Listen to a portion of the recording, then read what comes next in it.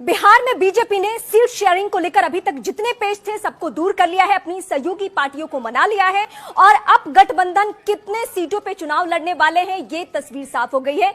वो सारे आंकड़े अब एक एक करके सामने आ चुके हैं। उसमें जो सबसे बड़ा पेच था चिराग पासवान को लेकर, क्योंकि उनको 7 सीटें चाहिए थी। ये संभव नहीं था क्योंकि बीजेपी को अपने और सहयोगी चेहरे को भी लेकर चलना था, जिसमें जीतन राम मांझी, जिसमें उपेंद्र कुशवाहा, मुकेश सहनी को लेकर हालांकि अभी भी सस्पेंस बना हुआ है। पशुपति पारस जो कि चिराग पासवान के चाचा हैं और 2021 में जब पार्टी टूटी तो 2 खेमे में एलजेपी हो गई थी। यहीं पे बीजेपी को सबसे ज्यादा मुश्किलें आ रही थी और चिराग पासवान वो चेहरा है जो नीतीश कुमार के खिलाफ हमेशा से हमलावर रहते हैं और चिराग पासवान वो भी चेहरा है जो 2020 में सबसे ज्यादा अगर किसी को नुकसान पहुंचाए है तो वो है जेडीयू। अब यहीं पे बीजेपी को साथ में लेकर चलना बहुत मुश्किल हो रहा था।